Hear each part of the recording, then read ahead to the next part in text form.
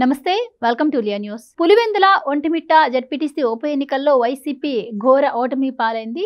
ఆ పార్టీకి డిపాజిట్లు కూడా దక్కలేదు. మరి ఈ నేపథ్యంలో జగన్మోహన్ రెడ్డి ఆ ఓటమికి నైతిక బాధ్యత వహిస్తూ రాజీనామా చేస్తున్నారా?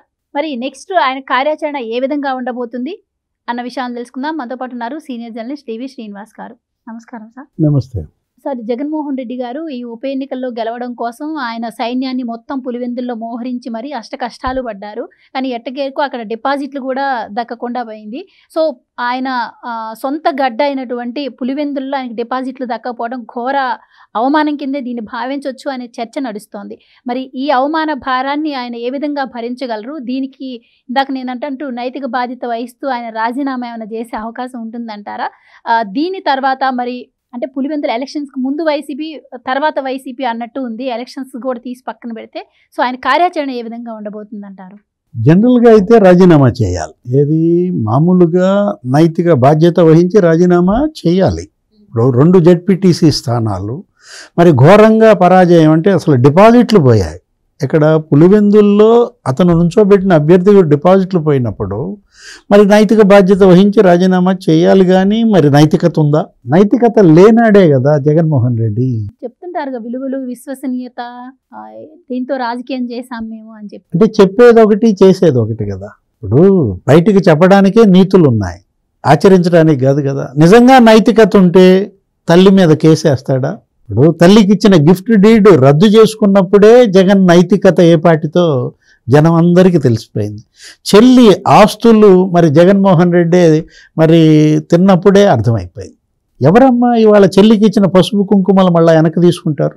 ఇప్పుడు నీ మీద నాకు ప్రేమ ఇరిగిపోయింది కాబట్టి నువ్వు వేరే పార్టీలో చేరిపోయావు, నాకు వ్యతిరేకంగా ప్రచారం చేశావు, నేను పెట్టిన పసుపు కుంకుమ ఇచ్చేయమని అంటావా? నైతికత ఉంటే ఎవరు అనరు.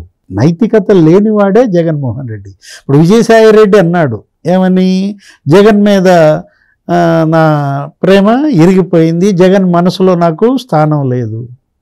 ఈ ఇరుగుడేందో ఈ ప్రేమ ఏందో ఇవాళ జడ్పీటీసీ ఎన్నికల్లో బయటపడింది. నీకు జగన్పై ప్రేమ ఇవాళ పులివెందుల ప్రజలకి ఇరిగిపోయింది. పులివెందుల ప్రజల మనస్సుల్లో జగన్ ఫోటో చెరిగిపోయింది. ఇప్పుడు 2 కదా జరిగింది, పులివెందుల ఒంటిమిట్ట.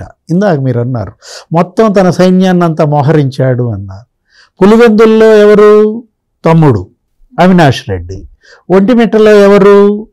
మేనమామ రవీంద్రనాథ్ రెడ్డి. అసలు మామూలు వీరంగం చేశారా? అరే అసలు అవినాష్ రెడ్డి అసలు పట్టలేకపోయారు. బైఠాయించాడు. హౌస్ అరెస్ట్ అంటే ఇంట్లో ఉండకుండా రోడ్డు మీదకి వచ్చి కూర్చున్నాడు. వాళ్ళు ఆపణ వాహనంలో ఎక్కించారు, తప్పించుకు పారిపోయాడు. మళ్ళా పులివెందుల జగన్ ఆఫీసులో ప్రత్యక్షమయ్యాడు. ఏం సినిమా చేశాడు? ఎన్ని ఓట్లు వచ్చాయి? డిపాజిట్ పోయింది. ఒంటిమిట్ట రవీంద్రనాథ్ రెడ్డి ఎంత యాక్షన్ చేశాడు నువ్వు చెప్పు. రవీంద్రనాథ్ రెడ్డి మామూలు యాక్షన్ కాదు. అసలు నీకు అక్కడ ఏం పని? నువ్వు కమలాపురం మాజీ ఎమ్మెల్యే, నీకు అక్కడ ఓటు ఉందా? జగన్ నిన్న ప్రెస్ మీట్లో ఏమంటాడు? వాడెవడు బీటెక్ రవి అంటాడు. అంటే మనము అనలేం కదా. వాడెవడు అవినాష్ రెడ్డి అని అంటారా? వాడెవడు రవీంద్రనాథ్ రెడ్డి అంటారా? బీటెక్ రవికి ఇక్కడేం పని? అతనికి ఓటు ఉందా అని అడుగుతున్నావు. వీళ్ళని ఎందుకు అడగవు? అవినాష్ రెడ్డికి ఓటు ఉందా, లేకపోతే రవీంద్రనాథ్ రెడ్డికి ఓటు ఉందా, అంజాద్ బాషాకు ఓటు ఉందా? ఏముందని వాళ్ళు బూత్లోకి వెళ్ళారు? వెల్లంపల్లి శ్రీనివాసు, జోగి రమేష్, అంబటి రాంబాబు వీళ్ళందరూ కూడా అక్కడే ఉన్నారు సార్ నిన్న. అంటే ఇప్పుడు స్థానికేతరులందరినీ వెళ్ళిపోమన్నారు. వెళ్ళాలి కదా. స్థానికేతరులకి అక్కడ ఉండకూడదు. ఏది ఎప్పుడైతే ప్రచారం సమాప్తమైందో అంతవరకే. ప్రచారం చేసే వరకు ఉన్నారంటే అది వేరే విషయం. ఇప్పుడు జగన్మోహన్ రెడ్డి అడుగులు ఎలా పడుతున్నాయి?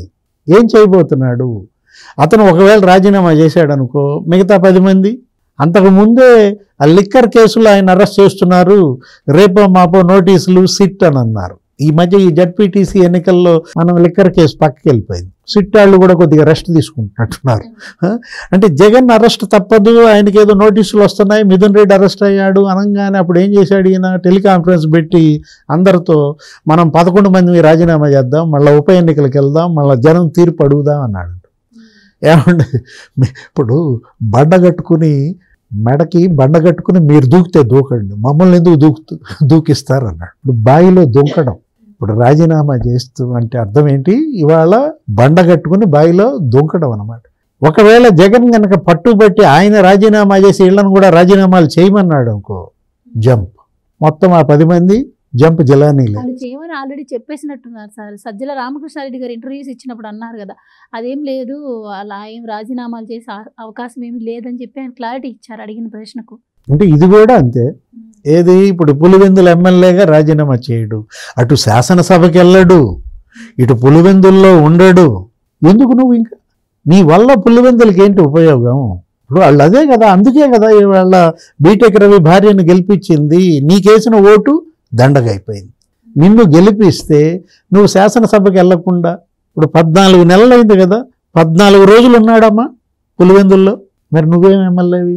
14 నెలల్లో 14 రాత్రులు అక్కడ లేవు అంటే కోర్స్ నీకు నిద్ర పట్టదు. నీకు ఎక్కడా నిద్ర పడతల్లా, అటు యలహంకలో నిద్ర పడతల్లా, ఇక్కడ తాడేపల్లిలో నిద్ర పడతల్లా. ఏం చేయాలి? ఏం చేస్తే నీకు నిద్ర పట్టుద్ది? జగన్మోహన్ రెడ్డి అసలు తను నాన్ సీరియస్నెస్ కాదు, అతను ఒక గందరగోళంలో ఉన్నాడు. పార్టీని గందరగోళంలోకి నెట్టాడు. మొన్నటిదాకా మనం చూసాం, ఎన్నికలకు ముందు పార్టీ వదిలేసి వెళ్ళిపోయారు, క్యాడర్ వెళ్ళిపోయింది, లీడర్స్ వెళ్ళిపోయారు, వాళ్ళంతా బాగుపడ్డారు. నీతో పాటు ట్రావెల్ అయ్యారు 14 నెలలు. ఇప్పటికి జరిగిన నష్టం చాలు. ఇక నీతో కట్టుకుని వాళ్ళ బండ కట్టుకుని బయలో దూకలేరు కదా. ఇప్పుడు పులివెందుల తీర్పు మనం చూసాం. ఏంటి కరెక్ట్గా మెజార్టీ ఎంత వచ్చిందంట లతారెడ్డికి? 6,000 పైన వచ్చింది. 6,050 అంట. టోటల్ చేయి 6, 5, 11 అని వాళ్ళు గోల్ చేస్తున్నారు. 11 నామినేషన్లు ఏంటి? ఈ మెజారిటీ లెక్క కడితే టోటల్ తీస్తే 11 రావటం ఏంటి?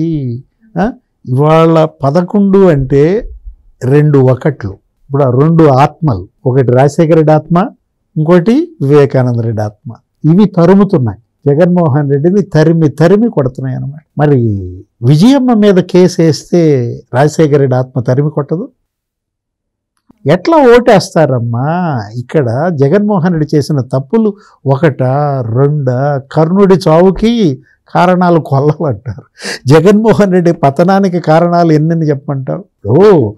నరికి చంపారు. ఎవరిని? వివేకానంద రెడ్డిని. సునీత న్యాయ పోరాటం చేస్తారు 6 ఏళ్లుగా. వివేకానంద రెడ్డి ఆత్మ ఊరుకుంటుందా?